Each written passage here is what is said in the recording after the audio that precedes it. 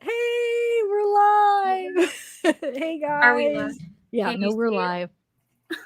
Wait, I hope. Can you guys see us? Choppa, what up? Hold on one second. I forgot to check something real quick. All this time and I didn't get this on. Hold on one second, guys.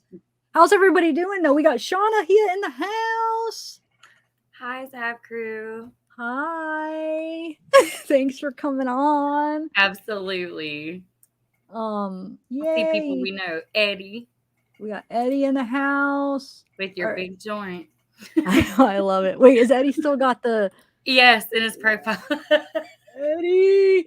I want another picture. Do like a let's do a request for like a Hi, Marion. I don't know, a different kind of joint. No, I like that picture is awesome though.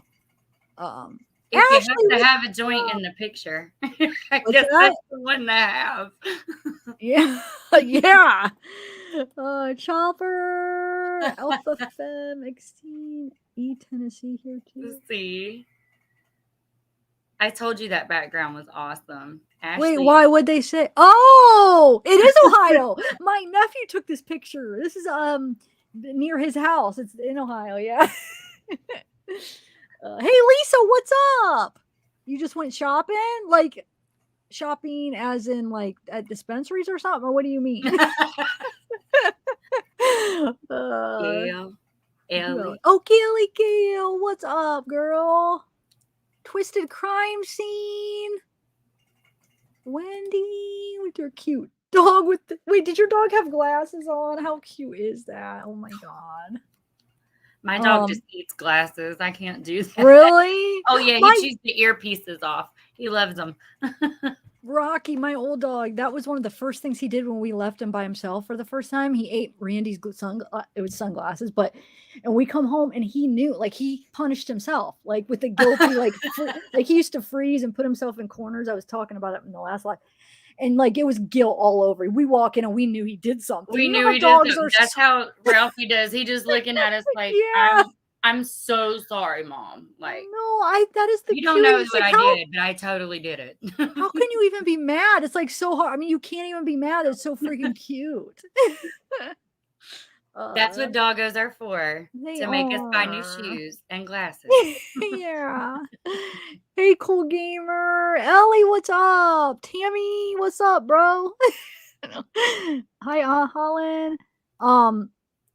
So yeah. Man, I got a burn from making popcorn the other day, and it's itching. It's in the itch stage right now. Lots of cocoa butter. Yeah. I should know. Oh, hey, Casey. So we are going to talk about the Idaho case, obviously. Right. So we're going to go through some court documents. We're going to go through some of the theories going around and our thoughts on some of the theories. Absolutely. Do you want to say anything? Take us down a road so far? I mean, everybody's pretty familiar with this Kohberger case. I think we've all heard about the Idaho 4 by now. For anybody who may not be familiar, last November 13th, my birthday, in case anyone wants to Amazon me, woke up bright and early to hear that 4 University of Idaho students had been brutally murdered in their home. Their names were Xana, Ethan, Madison, and Kaylee. A man named Brian Kohberger was arrested for these crimes and is now pending trial. And we're just going to talk about everything that we may feel needs to be brought up surrounding this case for now. There's so much controversy. There's so many conspiracies and so many court filings that it's hard to keep up with, especially if you're not fluent in legalese, which society is getting more fluent thanks to big trials, Depp, Heard, all the Vallow stuff, Letitia Stout, everything surrounding Riley and her disappearance and that investigation. So people are getting a lot more familiar with the process, but it's unless you're involved in either side of that process, and if you're only involved on one side of that process, it can be very hard to understand. So we're here to talk about some of these things, answer some questions, have fun with you guys in the chat. Hi. And I guess go from there. Yes. I mean, I first want to say I do see like some of the weird things in the affidavit. I mean, there are some weird things that do make you go, why is that? But I think more it's just more like laziness, like human error. Cops, law enforcement just like threw together something, and I mean they shouldn't just throw together something, but I feel like it's more, in my opinion, it's not this big conspiracy thing. I feel like it's just I feel the same. Yeah. Absolutely. I feel like it's, well, first of all, you have small towns. These are small college towns. And I don't know how many of you guys in the chat grew up in small college towns, if that was a thing. There was, as always, around college kids or any teenagers and young people, you're going to have the things that go with that. You're going to have bars. You're going to have nightlife. You're going to have, extracurricular activities, outdoors, indoors, and amongst the student life. And now, especially with the decriminalization of marijuana in many, many states, not here in North Carolina, representatives anytime now, but especially with the decriminalization of drugs and with cops focusing more on violent crime in a lot of places, drugs tend to get pushed to the back burner. The opioid crisis was great headlines for a little while, but once the big lawsuits and that came down, it seems like those things were pushed from the headlines. So now it's very, very easy to see how, like, I know one of the big conspiracies in this case is around the drug theory, that this was a drug house, that the kids were using drugs, that people came over there and they not only did drugs there, but they saw drugs being used there and all that. These were sorority kids. They lived in a college frat house pretty much. It was girls, but we ladies can put down too, Yeah, no. My house, my college house was, you could say that about where I live. I wouldn't even live in a sorority house, but lots of drugs, lots of alcohol, lots of parties, people there all the time. It's not that weird, really. Especially being a sorority house. You know what I'm saying? Right. And they were frequently partying at other houses. In fact, on the original affidavit from Corporal Payne, that's the best name in the investigation. Corporal Payne. That's pretty cool. My name's Corporal Payne. But even on his affidavit, they were saying that earlier that night they had been in a party at another house, and don't ask me the Greek letters. I didn't do Greek. I had enough college to pay for without anybody else. But they were at a party that night and went from there to a corner club and went from there to a grub truck, which streamed the footage that we now have. And that's how we were able to trace their movements. But that's a typical night. And if I recall correctly, I don't think my birthday was a weekend last year. If it was a Friday. And either way, that's typical night for a college town. If you don't have class first thing in the morning, if you don't have a job, a lot of these girls were waitresses or, stuff like that on the side. Wasn't it? I feel like it was like a Saturday, right? That this happened Saturday night into Sunday morning. It might have been if I'm remembering right. Yeah. Girl, you're getting old when you don't remember your birthday. No, but for me, weekends don't mean anything anymore. Once you get older, it's not like I remember what's weekend and what's the weekend. Weekends just mean I can work harder. I don't have like a regular 9-to-5 job where it's like, your weekends, or I'm not in school. So it's like, I don't know. Yeah. Well, at least in my experience, I wouldn't know, last year, my birthday, I have no idea where it landed. Right. But, so that's understandable. But yeah, I do believe it was, I think, a Saturday. Well, either way, so it was a Saturday night for college girls. So them being out until 2 a.m., or they were all home by 2 a.m. is what all the roommates said, and in their rooms or getting there about 4 o'clock. Thank you, Chopper. I agree with that one. It was personal use, but that's kind of what we're going to talk about, because we've heard some crazy conspiracy theories. And so it's okay to question things, and I don't want to sound closed off, but let's first start off with the whole cartel theory, because that one just I have to, because there's so many things that don't make sense with that, and that's a big one going around. Right. So a lot of people are considering the cartel theory, which me and her were just talking earlier. First of all, why would the cartel want to kill 4 college students instead of getting money? I mean, they can't There get we go. paid, okay? They can't. All right. 4 dead people pays nothing. Dead people Haley pay had that no car. bills. That's right. Yeah, why not steal the car?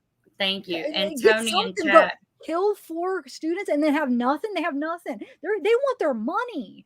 You know, they would Right. rather take a chance of, car theft, but at least they have money than freaking murder. They have nothing. And So, I that's mean, it. And if they owed a drug debt, they would do something like that first, I believe. They would maybe bust Yeah. in and threaten somebody. Yes. And I'm going to take your car if you don't have my cash. And that's what a lot of these channels have speculated.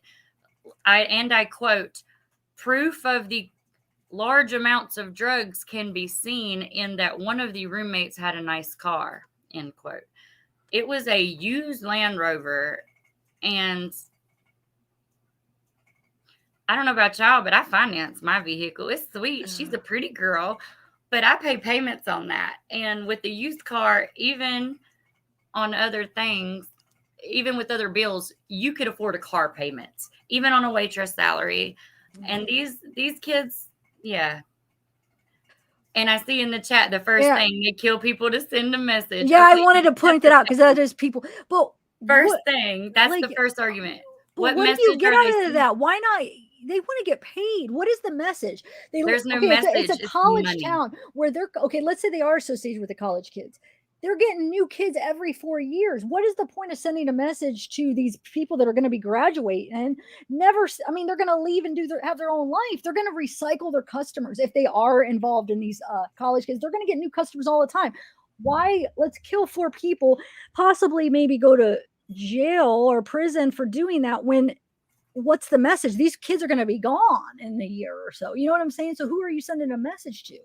Exactly. And typically cartels don't break in and stab up 4 rich white kids. You know what I mean? If they wanted to scare them into paying or to send a message, they'd ride through and spray up the neighborhood. That's it. That's all it would take to get these. Sorry. Kids on Wi-Fi, guys. Bear with me. Okay. You're all right.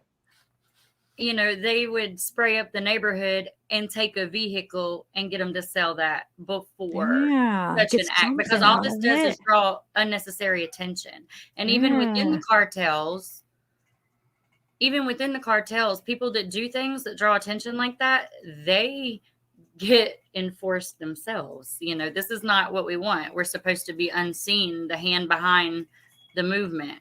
You know, you're supposed to see the box moving, but never the hand that moves the box. So that would just be what? Okay, so a lot of people, not a lot of people, a few people. So okay, cartels don't leave alive witnesses. What do you have to say about that, Shauna? Like, I'm open. I'm open to hear, but this is just my opinion. These are our opinions. So yes, this is all speculation. Everyone else is speculating, so we're going to speculate. Yeah, and I'm not saying anybody's like dumb or stupid for thinking that. I'm just giving my opinion like everybody's giving theirs. I just don't. It doesn't make sense to me because they don't get nothing out of 4 dead people and a message. Nobody's even talking about what that message is because it's murder. So everybody's like, hush. So how is there's even a message? Because who's even getting that message now? Because I mean, maybe a few inner circle people if it was that, but like, how far is that message going to spread if nobody could say anything because they don't want to get in trouble for murder? So I just don't. I don't know. I'm not understanding that, like how. Yes, and there's other punishments, like someone's saying in chat now. Thank you. There's Shauna brought that up. They aren't using a knife either. They would shoot. Why would they take? I mean, knife is so much more. It's personal. There's DNA. There's so much evidence. There's so much that can go wrong. They're coming in. They're doing that. I just want to say real quick, Deborah. I don't think it's the thing is I don't think it is trolls. That's the thing. It's like it's smart, like good creators. So I'm not downing. I'm just that's their opinion. This is mine. So there's a lot of people jumped ship too. They've said no, this is him. We've got the guy, and then a month later they are making messages that they believe these. Oh, I'm not buying this. I know a very large creator said, here's the next theory, that it's a cover-up. That's the next big theory. It's the cover-up, okay? A cover-up for the state or something they don't want to know. And one of the reasons they gave in their video is because the state isn't giving them their discovery. He's filed 2 motions to compel for discovery. This is a tactic.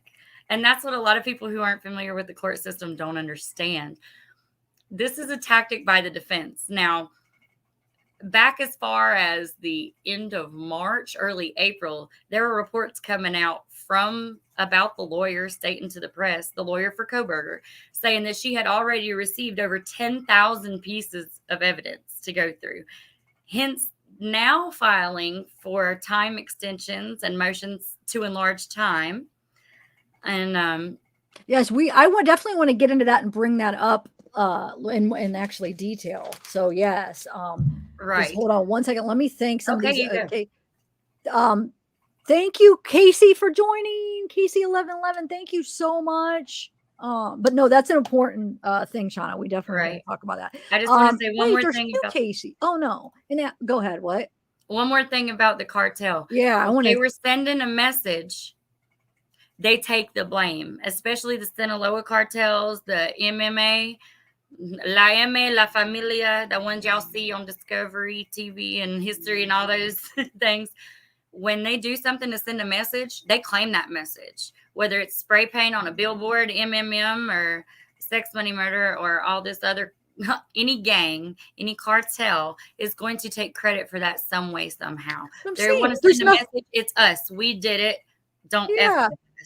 So how is this a message when it's all hush hush? There is no message. Dead kids. You know, it's just like some people. Horrible. Yeah. So that's why I don't think it is a message. Slaughterhouse. Where's the message, you guys? It's they haven't.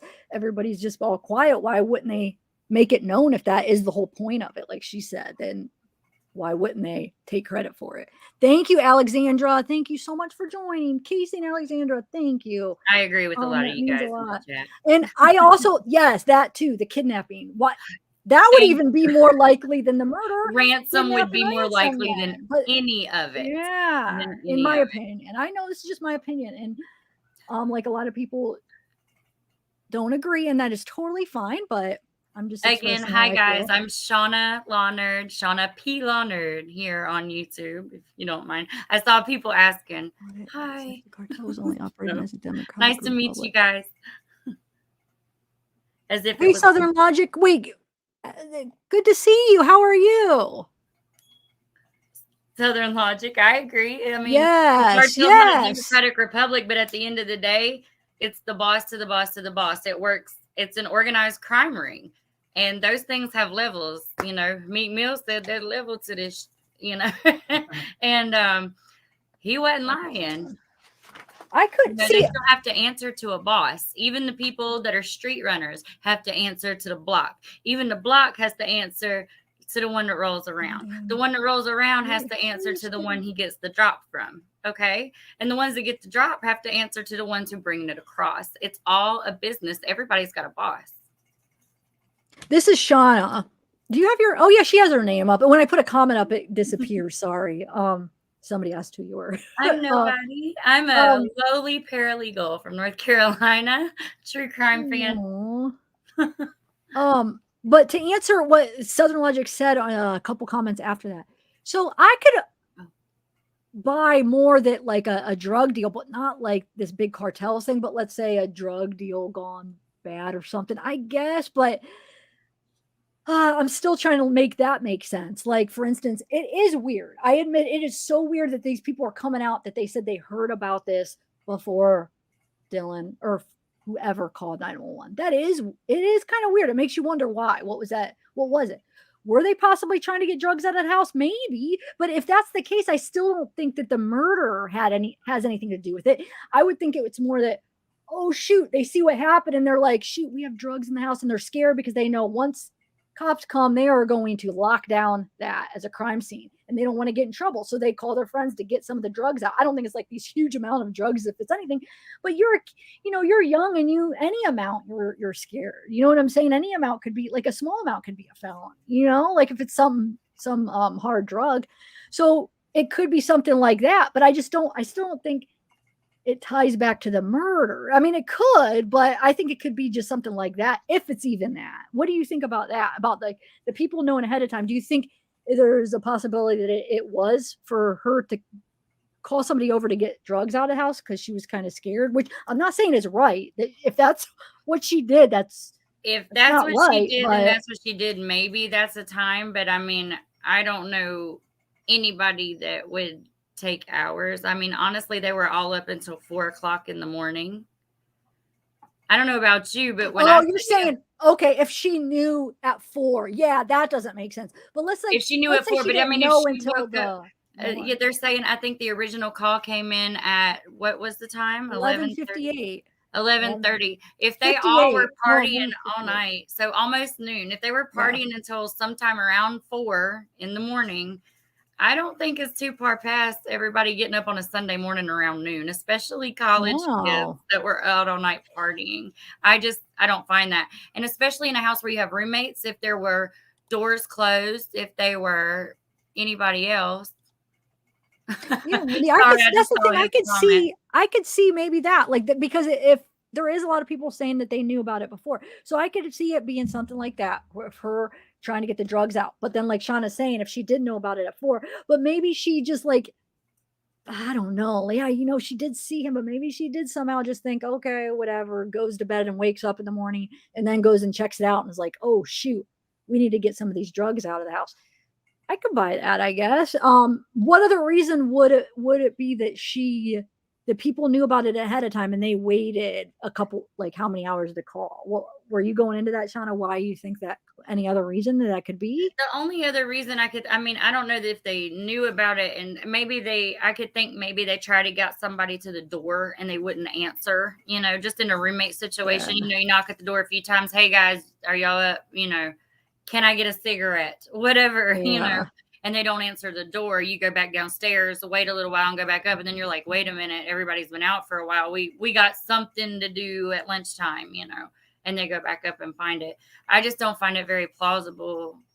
I don't see about anybody knowing about this beforehand, especially the kind of kids they are, just from their TikToks, from their lifestyles, from how close they all were.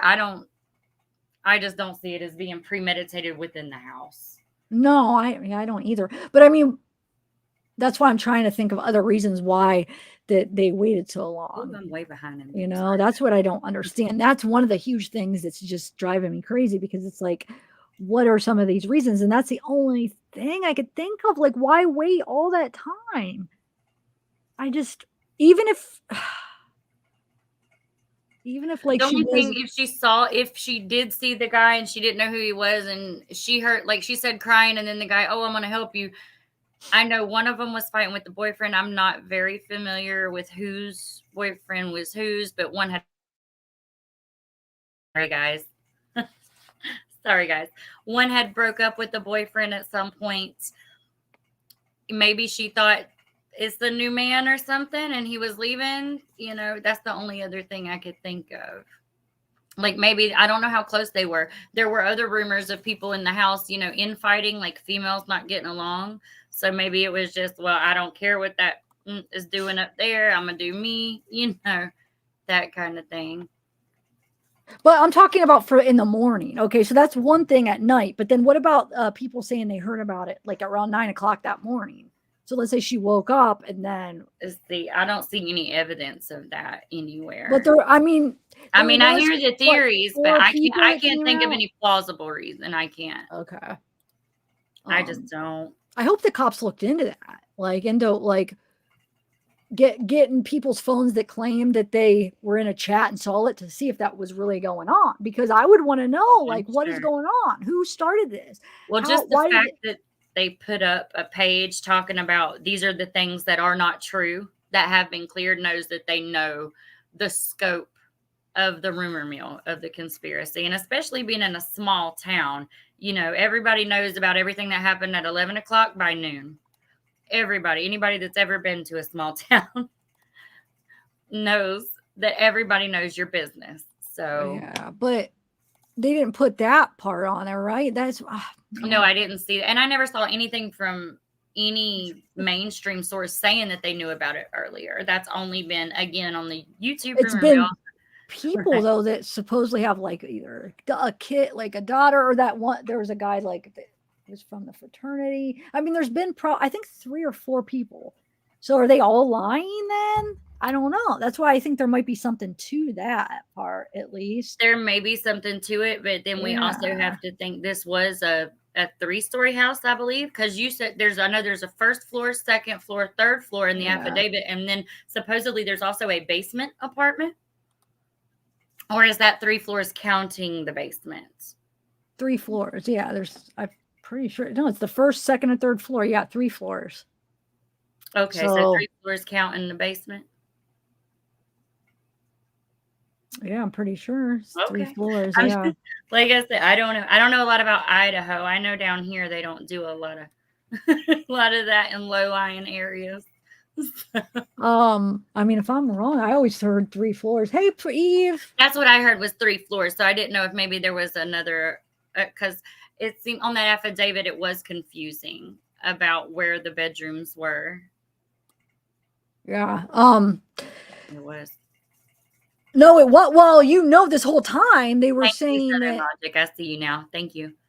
That it was basement, just for a second there. Thank you. They misled everybody the whole time and said that both surviving roommates were on the first floor. Well, here freaking Dylan was on the second. So when that affidavit came out saying she was on the second, it was like, what the heck? Why did they lie? Like, law enforcement lied that whole time and said that, I still don't understand why they did that. Right. But that's I wonder weird. If it was then a lie, because again, here we are how many months later when we've got 10,000 pieces of evidence, and this is 3 months ago. How much has come in since then? So I'm not sure how much of it was blatant, like intentional lying, or just that's intentional. They would have had to have known. They would have already interviewed her. They would have had to have known what floor she was on. That's like the basics, right? I feel like that one was intentional, but I don't know why. You know what I'm saying? There's no way they wouldn't have known which floor she was on. Just for like right, however long, right? Because they would have already. Right. I'm sure they knew, and I'm sure as they talk amongst themselves, they knew. But once you file a filing, you have to amend that filing. So you have to file a whole other thing to amend the filing, like to amend a fact or amend something you got wrong. So you can file all that, and then you open yourself up to more scrutiny from the public, more speculation, more what, or you can just correct it in front of the court, this affidavit was wrong. And you can do a motion in court. You can do a motion in court in front of the judge and say there was a misstatement on this filing, that she was this floor, he was that floor, Yeah. I'm sorry. I'm trying to read and follow along as well. No, you're fine. With me, guys. I'm an amateur. I'm not cool like. No, you are good. I'm just trying to find these. I was working on this like shorter video of these posts that I found on Facebook, but now I can't find them in my files. I wasn't even planning on sharing them, but now that we're talking about it, so I'm going back to my my video that I was editing, so I could get them from there real quick. Hold on a second. You're fine. I'm looking at chat here. DDHO. Oh, DDH Ohio girl. Sorry, darling. My partner's. Of course, it cuts out on me. My partner's from Kent, Ohio. So you're talking about the Piketon murders. I'm going to have to look into that. I never heard of that one. Piketon? Incredible. Piketon. She says 3 members of one family killed 8 members of another family in 4 different locations. Piketon murders. People believed for a long time it was a cartel hit. I can see why they would. Yeah, wow. That's crazy, dude. Where is this? Kimball, here it is. Your comment: is this a conspiracy hangout or a fact-based place? We're trying to be a fact-based. I'm just trying to be open to what is going on in the YouTube community of some of the theories. But no, we're trying to keep it factual. That's what I'm saying. The cartel thing, that's not anything factual. It's just a theory. No. People are allowed to have theories, and we're trying to, Right. some. And I've heard a lot of arguments for the cartel theory, like the fact a lot of people swear that this has to be a cartel thing because one or more parents of the deceased was involved in narcotics. We all know that Xana, I believe's mother, her name's Cara Northington, has been in some trouble for felony drug possession and all that. And so they're saying that because they have a connection and because they made a plea deal, that somehow angered the cartel. And I'm not quite sure if the person who made these claims know how plea arrangements work or how common pleas are. Like, I know in my state, I live in North Carolina, plea bargains, anywhere from 90 to 95% of cases end with a plea agreement. All a plea deal is when a defendant, someone who's been charged, negotiates with the prosecutor and they agree to plead guilty for a lesser charge. This helps in a lot of ways. One, it helps the prosecutor bump their numbers. Anytime their prosecution rate is higher, it looks good on the county, on the state, on the judge, on the prosecutor, on the system. Okay. So you, like in this woman's case, she was charged with 2 counts of felony drug possession. In many states, the harder drugs such as heroin, meth, I know for sure, especially I'll just use North Carolina as an example. If you're caught with meth or heroin, it's automatically a felony possession. That doesn't mean she had a big brick of drugs. That means she had 2 counts, 2 bags of drugs. She had a little bag in this hand, little bag in this hand. They're both felonies because they were both heroin. She tried to plead down that deal. She was going to plead to a simple possession, which would then be a misdemeanor. Instead of 2 felonies, she would plead guilty to a misdemeanor drug possession with agreements to go to rehab and other agreements like this. A lot of times there's restitution, there's community service, there's other things an addict has to do, but these are part of the rehabilitation process. That's supposedly the whole reason we have jail, right? To rehabilitate people. So by pleading down to these charges, the prosecutor looks good. She gets her felonies off her record, so on and so forth. And this is how it works in a lot of cases. That doesn't mean she narked out her homies, okay? That doesn't mean that she told on the cartel. And anyone who's only got a simple or a felony possession or simple possession, either possession, that's not possession with intent to sell or distribute. That's not maintaining a home. If she was selling drugs, they would have arrested her for maintaining a vehicle, maintaining a dwelling, maintaining a structure for that drug industry, okay? And they would have swiped everything. That's not it. And the only reason she was arrested later is because she failed to appear in that case. So though instead of that being knocked down in her plea bargain, now she's got felony warrants. So that's me, Liberty. Innocent until proven guilty. We want to see all the facts. Yeah, definitely. Talking about the craziness surrounding this today, as well as the facts. No, definitely. We're going to get into some court documents here in a minute. But yeah, I'm hoping that this is coming across as like we're trying to keep it factual based, and not veer too much off. But you do got to, I mean, because they're not releasing a lot, I mean, we're all going to have our opinions and stuff, right? But I wanted to share this real quick. But Shauna, no, I want to get into the court stuff, but I just want to get into some of this other stuff real quick. But yeah. And then I want to like bring up some of these court documents too. Let's see. But back to this. Did you guys see the Dylan? Did you see this post? It's kind of weird. So it was posted December 18th. I can't see your screen. Can you guys see? Oh, hold on. Oh, Sluicy, where have you been? I tried to text you. Happy to see you back. I've been doing lives though. See, that's what I'm talking about, Shauna. People are like, no, I haven't. I haven't been doing like maybe as many as when I The Kylie case, I did an exceptional amount for some reason because we were all worried to death about that girl. And it's just I've never done that many lives, and I know there are people that do like lives every day.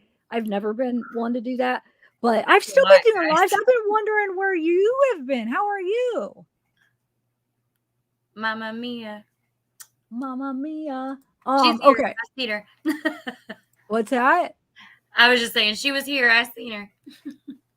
Oh, Mamma Mia? Yes. So I don't know. This was just on a Facebook group that I thought was kind of interesting. So this person said she was scrolling around 4chan threads.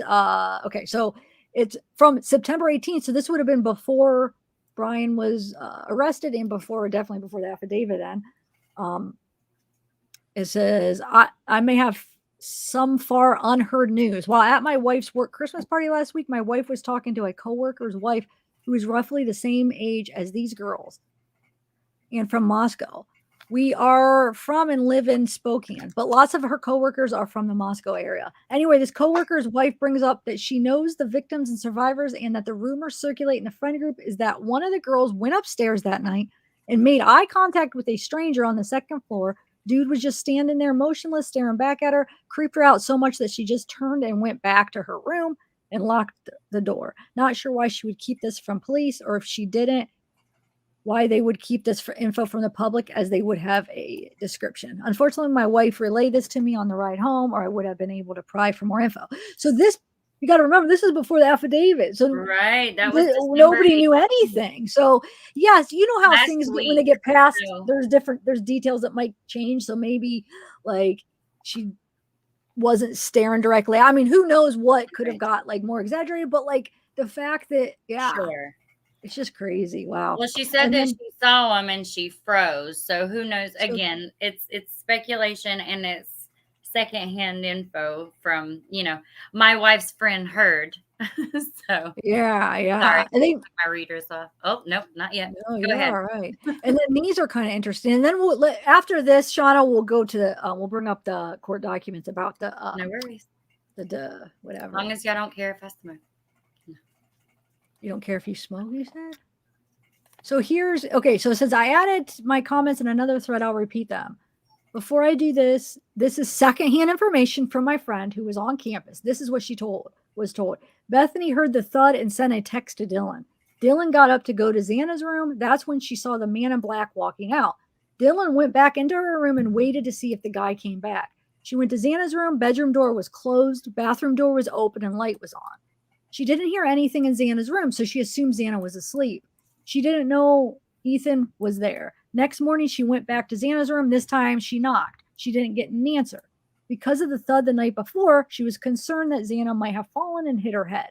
She tried to get in, but the door was locked. My friend said couldn't get in, so I'm assuming that meant it was locked. She sent Ethan a text to see if Xana was with him. No answer. She called Ethan's friend and told him she was worried about Xana. That's when he came over. Just to reiterate, this is secondhand information from my friend. I assume like with most games of telephone, some of this might be inaccurate.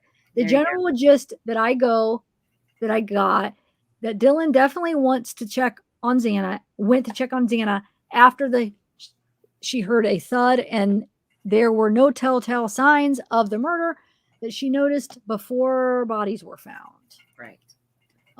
So let me see if I think there might be one more that I wanted to, because there was a part where they said something about that he took a towel from the bathroom. Now remember, this is just all secondhand info. It's a post on Facebook. It's not facts, just interesting. You know how I like to share some of these interesting things from groups. So, okay, the light was on. Her door was open. Xana, hold on. I want to see what. Okay, wait. Thought Xana says a DM. Dylan might have thought Xana tripped, and that was simply it. If she knew Ethan was over, she probably figured he could help her if she merely took a tumble. That's what they thought happened. Xana fell or something because she was drunk. People are very cautious as far as asking questions. Hold on, I'm trying to find the one where they talk about. One second, about the bathroom. Hold on. Where is it?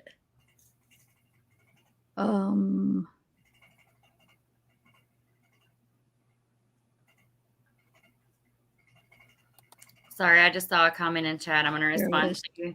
Quinny, my biggest question of this whole case, why Dylan didn't call the cops right then. I won't judge her for it, though. I'm waiting for trial.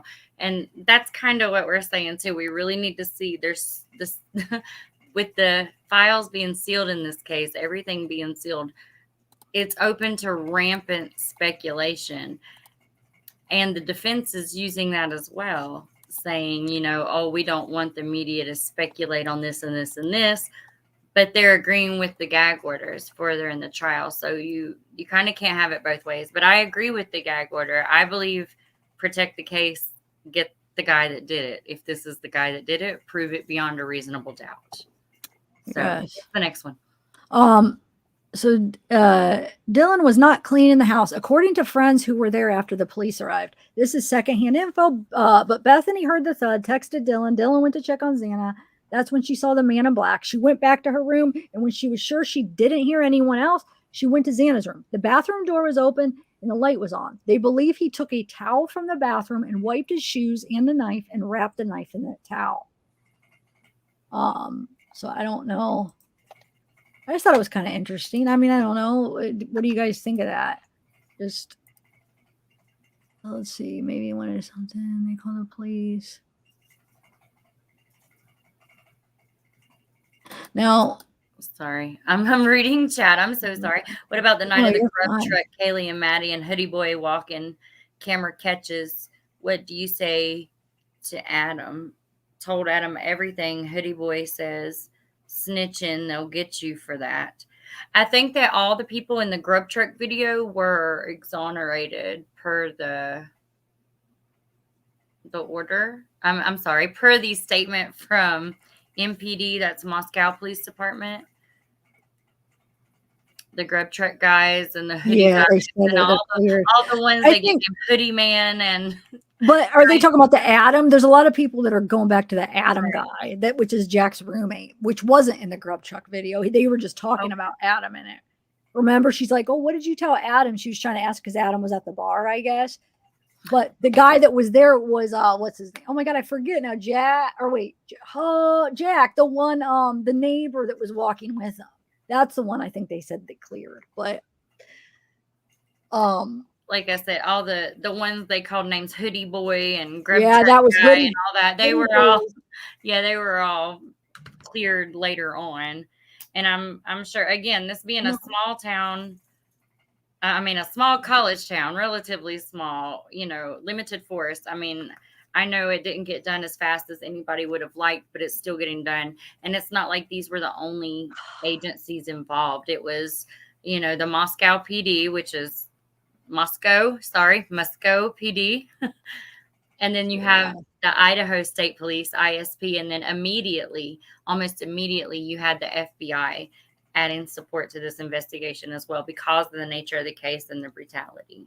So, I mean, there were a lot of people working on this in as quick a response time as I believe they could get. So. Yeah, let's go over the court documents now because people, we're not trying to spread rumors, Donnie. No, we're talking about the things that are going on with this case.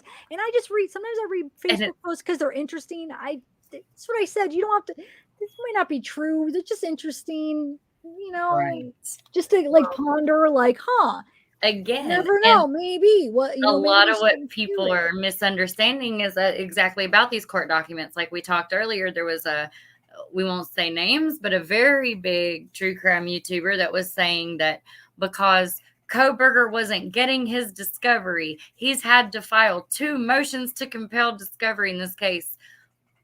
No. Let's bring that up. Let's bring the document up, actually. Go for it. Yeah. Yes, he did file 2 different motions to compel discovery. Yeah, but okay. But that's the response, though. Did they gave it to him? That's what people are saying. Like he filed, but they're not. The state isn't. They're saying, "Oh, the state didn't give it." The state filed a response to that, saying we have and will continue to give discovery in the case. And even as they were filing these motions to compel discovery, it was being reported in several places that the defense already had well over 10,000 pieces of evidence. And you have to remember those evidence, that's not all documents. That is everything they submit to the lab, any kind of hard drive they seized, any kind of phone records, any kind of file, tip to the tip line, a database of names they got from somewhere or something. These are all pieces of evidence, whether it be tangible, whether it be documents, whether it be electronic. These are all ways we can submit evidence to the court. Donnie, that's what we're saying, that the state is giving them the stuff. That's what she's trying to Exactly. say Yes, right that's now. what I'm Is saying. The that state was giving them the they stuff. are giving them it. Yes, and what people don't Is this the understand is right- that's a defense tactic for them to keep filing motions to compel, so that people that don't understand, a lot of people will read the original filings, like the motions to compel, but they won't read the reply to the motion. He filed, the state filed a reply to the motion saying we will give and continue to give this. And then the one before that, Zav. You want, okay, wait. This is from, No, you need the one before. The 523. Oh, you want the 523. Okay, here. Yes, ma'am. Okay, so what this is, after the 2 or 3 motions to compel that Kohberger's attorneys have filed on his behalf. Yeah, I'm going to make this full screen. Sorry, chat, so I can see.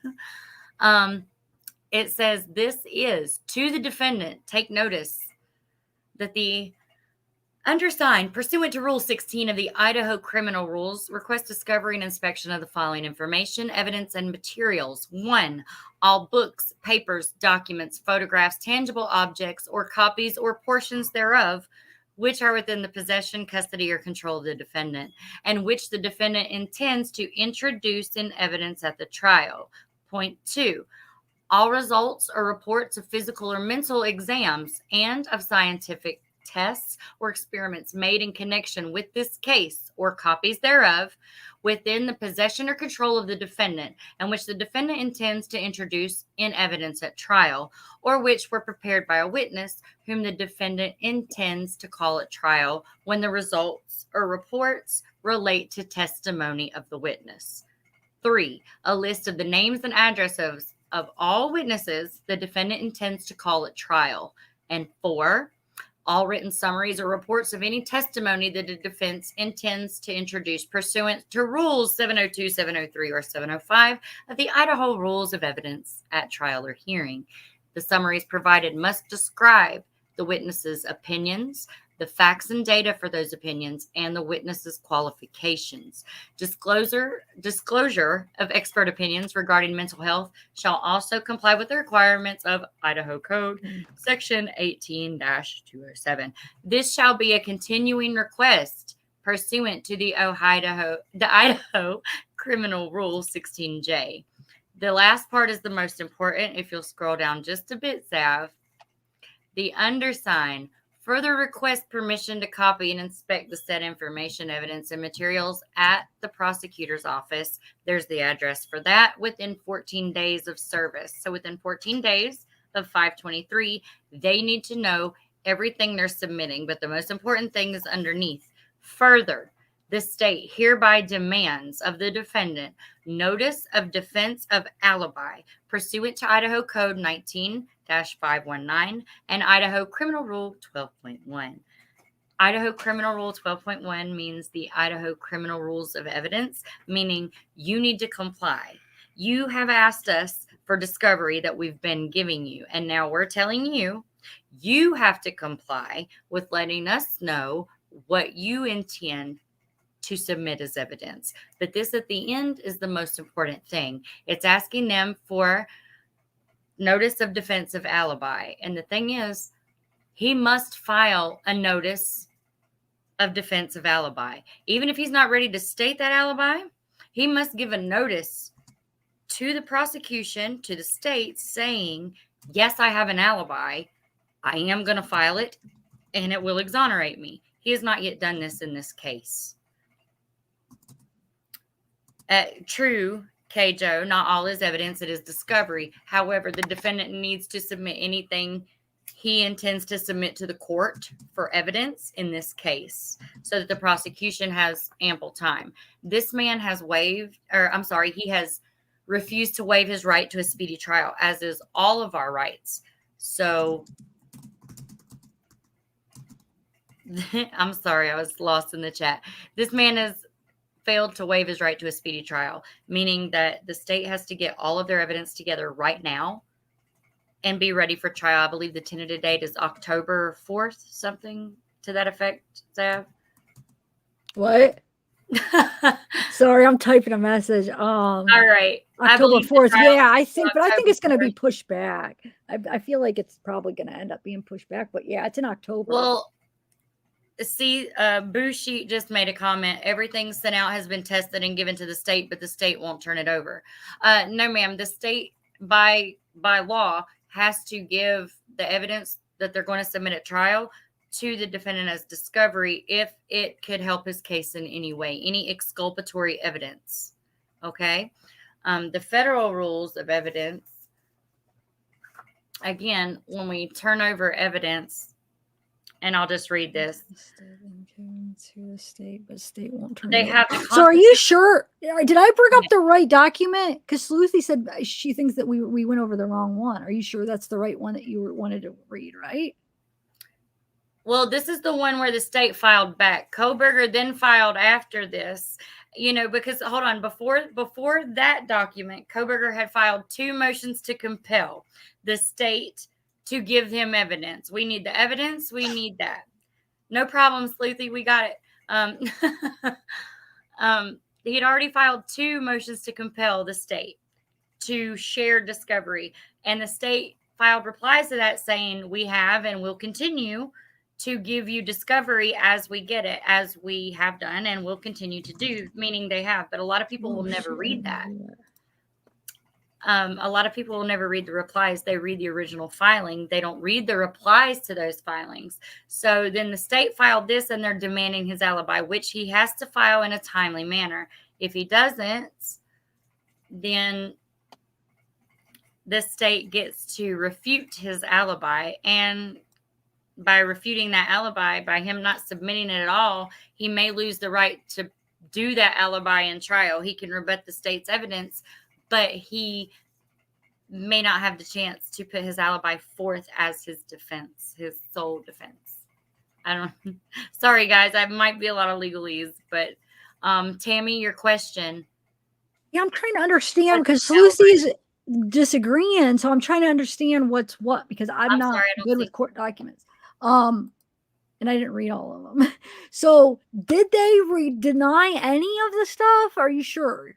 You're sure they didn't deny anything then? I don't know. I can't. Can you say what they denied because this case is sealed? So the denials and stuff are sealed. But the state has filed 2 replies to him saying, we've given this, we will continue to comply with the rules of evidence. And they must, by constitutional law, says that they have to give him exculpatory evidence. So anything that may be beneficial to his case, they must give him.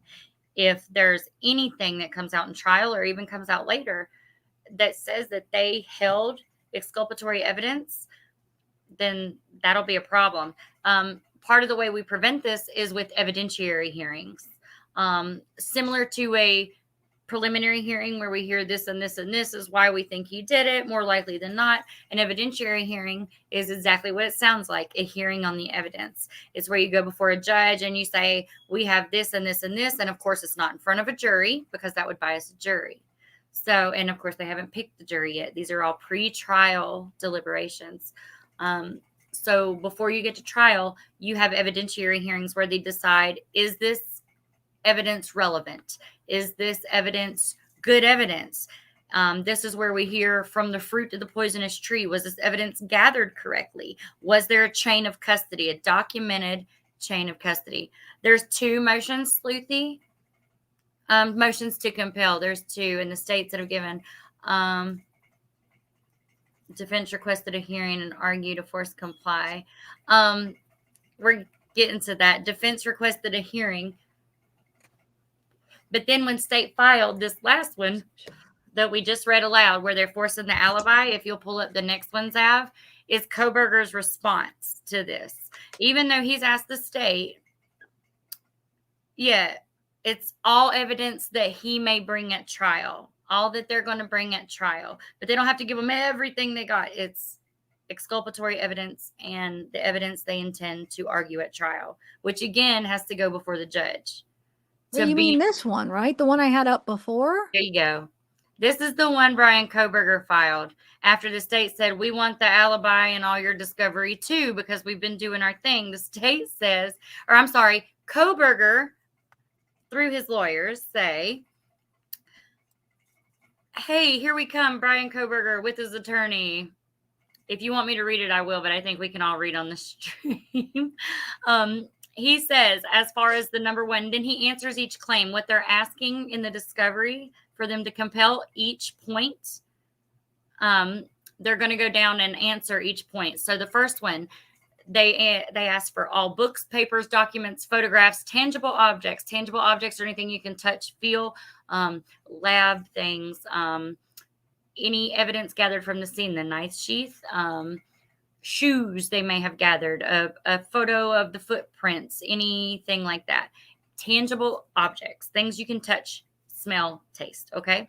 Or copies or portions thereof, which are in the possession, custody, or control of the defendant, and which the defendant intends to introduce. Kohberger says, Kohberger's attorney, Ann Taylor, says, Mr. Kohberger's investigation and preparation of his defense is underway. As determinations are made about trial evidence in evidentiary hearings, the same will be timely disclosed. And then he goes on to point 2. Zap, if you can scroll up a little, I can't see. Oh, sorry. I'm full screen. Thank you. And then they're asking about the results of physical, mental exams, scientific tests. That's the DNA. That's all that stuff. The second point that they asked for discovery. The answer he gave for all this, and anything they want to submit with an expert witness at trial, and who those expert witnesses may be. If you'll scroll down to the next page. Kohberger's attorneys again say, Mr. Kohberger's investigation and preparation of his defense is underway. As determinations are made about trial evidence, the same will be timely disclosed. As determinations are made about testifying witnesses, relating discoverable materials will be disclosed. So, and this goes on, the same for the witnesses, and the same for written summaries or reports of testimony, all that. And then at the very bottom, as an answer to the alibi, Ms. Taylor says on Kohberger's behalf, Mr. Kohberger has filed a contemporaneous motion for an exception, which means he's filed a separate motion for an exception to the alibi, which means he should be given an exception to filing his alibi, or in the alternative, an extension of time for his notice of alibi. So if they're not going to give him the exception, then they want him to have more time to file his notice of filing an alibi. So my thing is, if you're filing an alibi, you have a rock solid alibi, you know you didn't do it. I don't care what the state says. This is my alibi. I was here. I was with them. We got tickets. We got receipts. We got camera footage from the dollar store across the street. Then you file your alibi, your notice of alibi. You do this. Even if you're protecting your right to remain silent, even if you're standing silent because, and a lot of people don't understand the standing silent, but even if you're standing silent because you don't want to agree to the fact that they brought a grand jury, you would still file that alibi. So I just don't understand this, but he wants more time to file his motion for filing of an alibi. So thank you, Eliza. Either you have an alibi or you don't. Right now, by the legal standard, he has filed for a request for extension of time or an exception to his alibi. So either he's got an exception to his alibi that stands, which would be in his contemporaneous filing, which at this time, his contemporaneous filing is not within the files that are up on the Idaho court site. What is up is his motion to extend time. So he has definitely filed his motion to extend time in this case. He has not filed his alibi. He has not filed the exception to his alibi, but the court hasn't answered this filing either. So I'm not sure if the court has found an exception to the alibi, and I don't. That's a stretch. Again, this is another defense tactic. They're stalling for time. They're trying to rush the prosecution. Defense now has their own laboratory.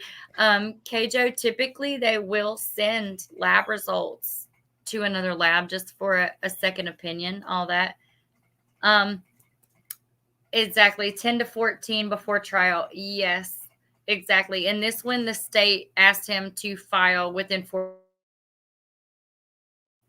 I'm spinning. Sorry, guys. I think in this state, he's asking for, the state was asking for him to file his alibi within, because they're asking the motion to compel alibi. I'm sorry, guys. The chat's asking questions. I'm sorry. Yeah, I'm sorry. I'm like, yeah, I'm sorry. I'm not. I know. I'm trying to keep up with the chat and answer questions. I might get lost. I'm not a pro, guys. Sav's the pro. I'm just here to try to help if anyone has any questions. How you go about being sure that your alibi is solid enough to offer, and the repercussions of offering it prior to ensuring it's solid and complete. Sleuthy, I would just say, if I know I didn't do it, I know this person, and this person was with me, I would be going through hell in half of Georgia, especially since this guy was arrested in December. He's had his counsel. I think his counsel was appointed in January. I believe January or February. I can't remember. But we're going on 3 months, and this is a capital case. It can be a capital case. When it's a capital case, I would think that, especially since she released the one client for the conflict, I would think that this would be her top priority, especially with the publicity around the case. And she knows the importance and the significance of this case, how many victims there were. This is a big case. I would think if he had an alibi, I would be filing at least the motion. You can file motions to amend, even and motions to go with the other motions. Like if he files his alibi and then he has to file an amendment stating, here's a further statement from this witness to back up this alibi. This is all things he can call these witnesses for the defense in the trial, but he has to present this alibi. Otherwise, this is a blow and smoke. This is defense. It's defense tactics. This is what defense lawyers do. And he is entitled to a fair and competent defense. So I'm glad that this lawyer is trying everything she can in this case. I'm glad that she obviously knows her stuff, we'll say. She knows her stuff. So if she wasn't filing these motions, if she wasn't trying to fight as hard as she could for a client, then later on it could be argued that he didn't have competent counsel for this case. And that is absolutely a reason to overturn conviction on appeal. And that's what we don't want. That's what we don't want. We want justice for these 4 victims, and we want the right guy to be caught. If Kohberger did it, I want the state to prove it beyond a reasonable doubt. Beyond a reasonable doubt. Zav is in a cornfield. I saw that. Yeah, I was just responding. Yes, I am. I'm sorry. I wasn't trying to run off with your live. I just want this guy. If he's I absolutely want the best case scenario. I want the best trial. I want the best defense. I want the prosecutor that's going to be biting the toes of the defense lawyer. I want her stepping on those toes the whole time, him or her, excuse me. I just seen some badass lady prosecutors lately. So yeah, no, I agree. Thank you, chat. Yeah, you guys are being kind. Thank you. It does make me nervous. I wish we knew, because there are some weird things that just I'm hoping. Like, gosh, so October, and I do think the trial's even going to be pushed back farther than that. We're going to have to wait for how long? In the meantime, having all these crazy different theories, like people contemplate, which is fine. It is fine. But it's like, gosh, I just want to know, like, what is going on? What do they have? Why is this, like, why the whole roommate thing is weird. There's just so many weird things, and yeah, it's just I don't know. I feel like because we're not getting information, the only thing left to do besides, like, I've been trying to go through the affidavit and just go through it again and then the court documents and stuff. But like the only thing left to do, because there's this gag order, is to speculate different theories, right? Because that's all we have now. So that's why part of me wants to move on to another case, but I am still going over the affidavit in depth. So I'm going to just finish that up. But besides that, I don't know what more to do unless if I just entertain some of these other theories, but I just can't get on board with the cartel theory. That one is just, I can't. It doesn't make sense to me that that's what that is. The next theory that's going around is the Brent Kopaka theory, which that one I'm having trouble getting on board with too, because I don't see a connection at all. Like the MO is totally different.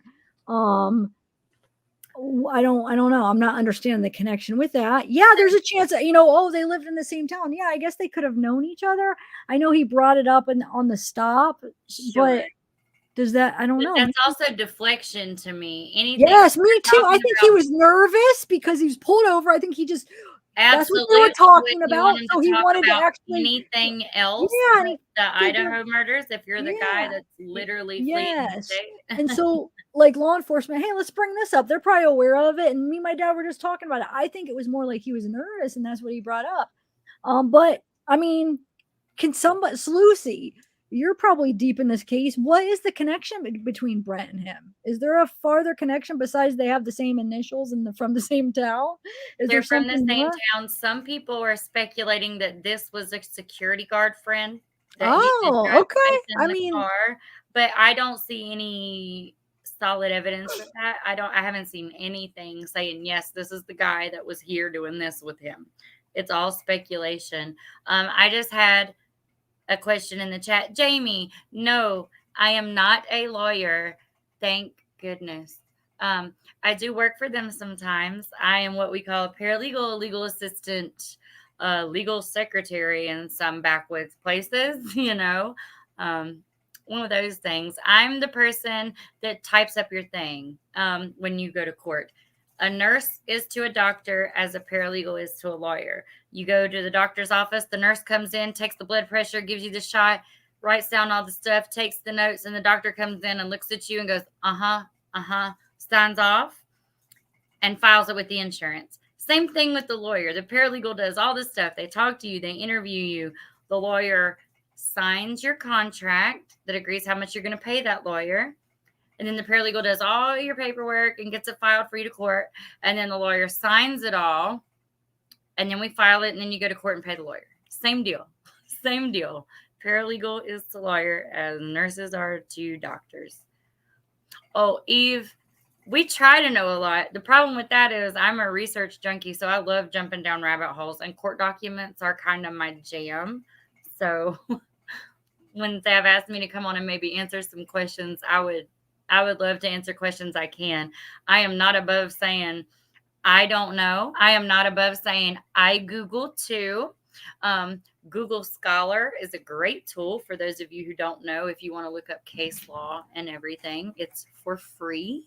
And you don't have to pay for LexisNexis, Westlaw, and all these super expensive services that a lot of people think you have to look up cases. What the F is going on here? What do you mean, Z Johnson? What can you explain that a little bit? Can we get a what do you mean counter? Well, here's the thing. Oh, here we go. What? He just posted 1112 King Road, Moscow, Idaho, while at war with Moscow, Russia. JFK was 1122. Oh, hold on. Sorry, baby. It jumped. I'm on StreamYard. JFK was 1122. The crime happened in 11 of 22. Well, it was November of 22. The JFK files were released in 12 of 22. The house was on King and Queen. Trump uses 1 and 2. I'm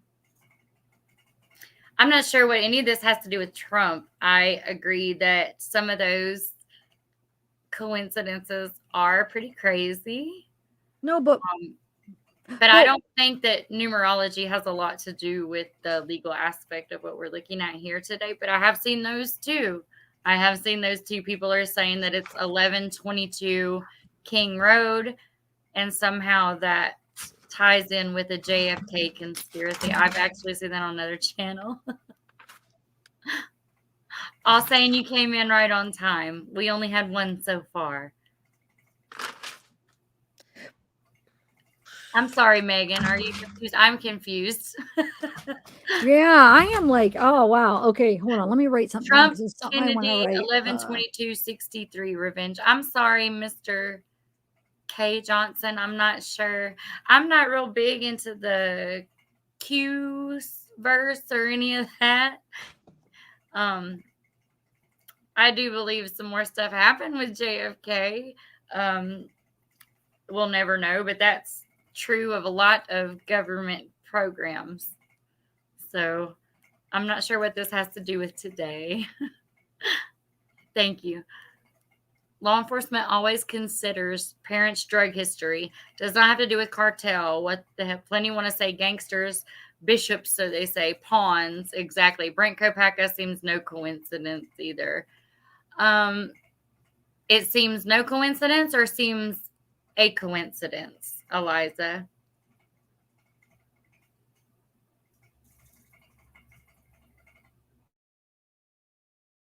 Confusing. Law enforcement has confused us on purpose. Do you feel like law enforcement has confused us? I feel like they've been pretty straightforward, Verika, especially in the affidavit. No, they have. I agree with that part. They I made do mistakes agree on that one. And see, that's what you said. They messed up on a. You'll have to send me the filing. Well, no, even like press conferences and stuff. They were, but the thing is that's not that weird with cases. A lot of the times they're like kind of secretive, so they won't tell you everything, and they might lie a little bit. It's not. I mean, it sucks that it happens, but I've seen it happen before. I don't. I mean, it does suck. They should be honest, but so I don't know what to make of that. Is it something fishy, or is it just that's how they are sometimes? And I don't know. I think that's just how they are. And, I mean, with this case, though, I know they are like that, but what is it with this specific case? Do you think that is what it is? It's just, or is I there something honestly to don't. it? I think that they're, in my honest opinion, I feel like they're trying to protect the trial. And what a lot of people may not know about me is I have been on both sides of this legal system. I was a little hoodlum and been on either side of the law, but my father was murdered in 2010. So I have been on the prosecution side, we'll say, of a murder trial. And I understand the frustration of the families. I understand the frustration of the public. And I absolutely understand the frustration of being family of the victim and not knowing everything that's going on, not knowing every step, because you want to know. You want to know what happened this minute, what happened that minute, what happened the next, what did they do after that, what did they tell their friends, what did the police find, who did they talk to. You want to know everything because it's your loved one. And people that are genuinely invested in the people in this case, which a lot of people are, these kids touched a lot of people. They really did. And they were good kids, man. I've got 2 teenage boys and I'm blessed with good boys. But I was a kid who has been on my own since 14. I did some things that weren't that great.